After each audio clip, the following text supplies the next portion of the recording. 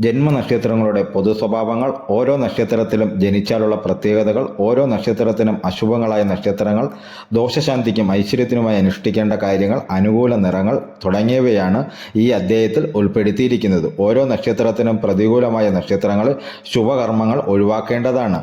ആ നക്ഷത്രത്തിൽപ്പെട്ടവരുമായി കൂട്ടുപ്രവർത്തനങ്ങൾ, അവരെ കണികാണൽ, അവർക്ക് വേണ്ടി ജാമ്യം നിൽക്കുക തുടങ്ങിയ കാര്യങ്ങൾ ഒഴിവാക്കണം. ഓരോ നക്ഷത്രത്തിൻ്റെയും ദേവതയെ നിത്യം ഭജിക്കുന്നതും ഉത്തമമാണ്. ദശകാല വ്യത്യാസങ്ങൾ പരിഗണിക്കാതെ ജീവിതകാലം മുഴുവനും നക്ഷത്ര ദേവതയെ ഭജിക്കാം. അതിനുള്ള മന്ത്രങ്ങളും ഇവിടെ ഉൾപ്പെടുത്തിയിട്ടുണ്ട്. നക്ഷത്രമൃഗം, പക്ഷി, വൃക്ഷം, ഗണം, ഭൂതം തുടങ്ങിയവയും പ്രത്യേകം കൊടുത്തിട്ടുണ്ട്. ഓരോ നക്ഷത്രജാതരും അവരവരുടെ മൃഗത്തെയും പക്ഷിയെയും ഉപദ്രവിക്കുകയോ കൊല്ലുകയോ ചെയ്യാൻ പാടില്ല. അവയെ പരിരക്ഷിക്കാൻ കഴിയുമെങ്കിൽ അത് ആയുർവർദ്ധനകരവുമാണ്. നക്ഷത്രവൃക്ഷത്തെ നട്ടുവളർത്തുന്നതും ഐശ്വര്യപ്രദമാണ്. നക്ഷത്രത്തിൽ 27ാമത്തേതായ രേവതി മീനരാശിയെ പ്രതിനിധീകരിക്കുന്നു. ഇതിന് ബുധനാണ് ദശാനാഥൻ. ഈ നക്ഷത്രത്തിൽ ജനിക്കുന്നവർ സൽസ്വഭാവികളും ആത്മാർത്ഥതയുള്ളവരുമായിരിക്കും. നല്ലതുപോലെ സംസാരിക്കുവാനും സന്ദർഭോചിതമായി പെരുമാറുവാനും ഇവർക്ക് നല്ല വശമായിരിക്കും. സ്വഭാവത്തിൽ ഇവർക്കൊരു പ്രത്യേകതയുള്ളത് ഇവർ ആരെയും ക്രമത്തിൽ കവിഞ്ഞ് വകവച്ചു കൊടുക്കുകയോ ആരിലും വിധേയത്വം ഭാവിക്കുകയോ ചെയ്യുകയില്ല എന്നുള്ളതാണ്.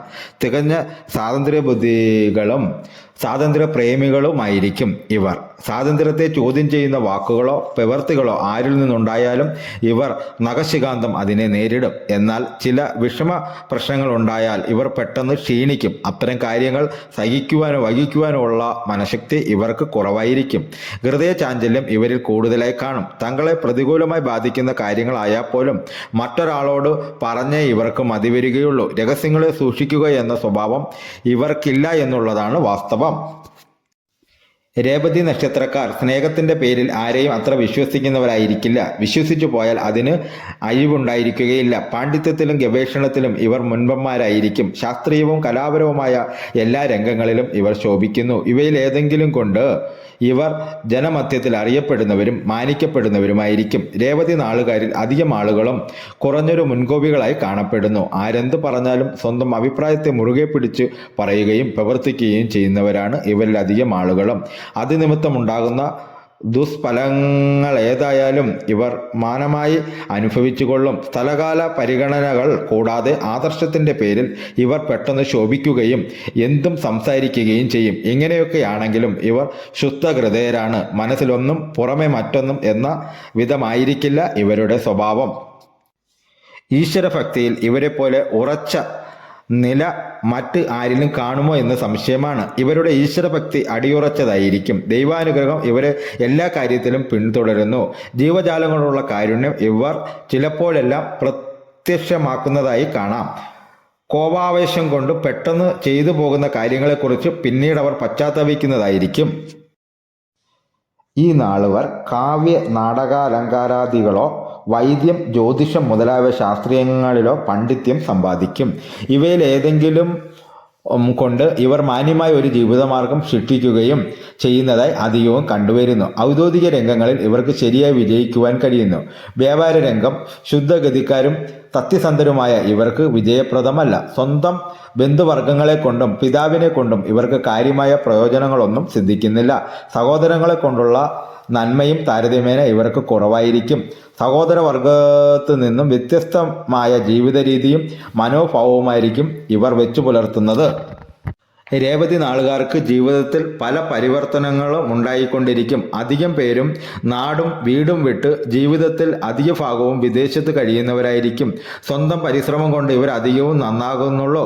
പ്രവർത്തന രംഗങ്ങളിൽ ഇവർ പരാജിതരല്ല. അസാമാന്യമായ കഴിവുകളും സാമർഥ്യവും ഇവർക്ക് ജന്മസിദ്ധമാണ്. എന്നാൽ ഏത് കാര്യത്തെക്കുറിച്ചും പെട്ടെന്നുള്ള വിരസതയും തീരുമാനമെടുക്കുന്നതിൽ കാലവിളംബവും ഇവർക്കുള്ള പ്രത്യേകതകളാണ്. അതുകൊണ്ട് ഒരേ പ്രവർത്തനത്തിൽ ഉറച്ചു നിൽക്കാതെ ഇവർ മാറി മാറി പ്രവർത്തിച്ചു കൊണ്ടിരിക്കും.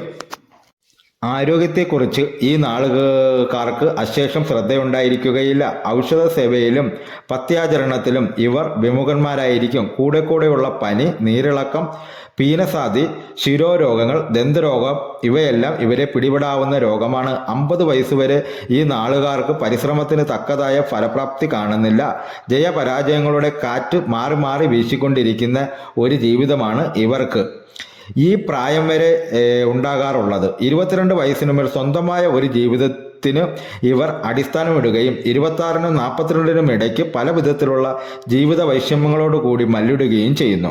27 വയസ്സ് മുതൽ ഇവർ സ്വപ്രയത്നത്തിൽ അല്പാൽപ്പം ചില പുരോഗതി സിദ്ധിക്കുമെന്നിരിക്കലും 50 വയസ്സിന് ശേഷം മാത്രമേ ന്യായമായി പ്രതീക്ഷിക്കാവുന്ന സ്വസ്ഥമായ ഒരു ജീവിതമാർഗം ഇവർക്ക് സിദ്ധിക്കുകയുള്ളൂ.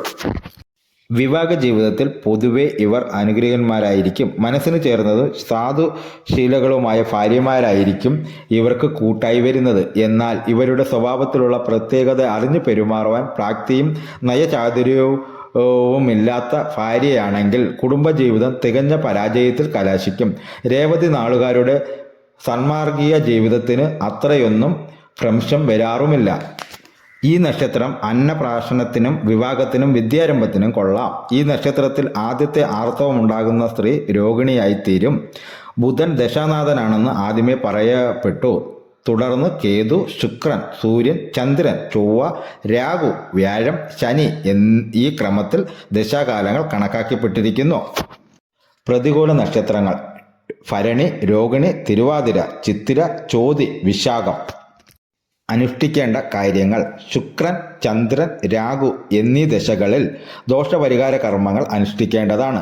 രേവതി, ആയില്യം, കേട്ട നക്ഷത്രങ്ങൾ ക്ഷേത്ര ദർശനത്തിനും മറ്റു പൂജാതി കർമ്മങ്ങൾക്കും ഉത്തമം. നക്ഷത്രാധിപനായ ബുധനെ പ്രീതിപ്പെടുത്തുന്ന കർമ്മങ്ങളാണ് ഇവർ അനുഷ്ഠിക്കേണ്ടത്. രാഷ്ട്രാധിപനായ വ്യാഴത്തെയും പ്രീതിപ്പെടുത്തുന്ന അത് ഉത്തമമാണ്. വിഷ്ണു ഭജനം, ശ്രീകൃഷ്ണ ഭജനം, വിഷ്ണു സഹസ്രനാമ ജപം, ഭാഗവത പാരായണം തുടങ്ങിയവ അനുഷ്ഠിക്കാവുന്നതാണ്. ബുധനാഴ്ചയും രേവതിയും ചേർന്ന് വരുന്ന ദിവസം സവിശേഷ പ്രാധാന്യത്തോടെ കർമ്മങ്ങൾ അനുഷ്ഠിക്കുക. മഞ്ഞ, പച്ച തുടങ്ങിയവ അനുകൂല നിറങ്ങൾ. നക്ഷത്ര മൃഗം ആന. വൃഷം ഇരിപ്പ. ഗണം ദേവഗണം. യോനി സ്ത്രീയോനി. പക്ഷി മയിൽ. ഭൂതം ആകാശം. എല്ലാ കൂട്ടുകാർക്കും ഈ വീഡിയോ ഇഷ്ടമായി കാണുമെന്ന് ദൈവനാമത്തിൽ വിശ്വസിച്ചു കൊള്ളുന്നു. ഈ വീഡിയോ ആദ്യമായി കാണുന്ന കൂട്ടുകാരാണെങ്കിൽ ചാനൽ സബ്സ്ക്രൈബ് ചെയ്യുക, ലൈക്ക് ചെയ്യുക, കമൻറ്റ് ചെയ്യുക, ഷെയർ ചെയ്യുക. ഈ വീഡിയോയുടെ അഭിപ്രായങ്ങൾ കമൻറ്റായി രേഖപ്പെടുത്തണമെന്ന് വിനയത്തിൻ്റെ ഭാഷയിൽ അഭ്യർത്ഥിച്ചു കൊള്ളുന്നു. ഇനി അടുത്ത ഒരു വീഡിയോയുമായി നമുക്ക് അടുത്ത ദിവസം പരിചയപ്പെടാം കൂട്ടുകാരേ.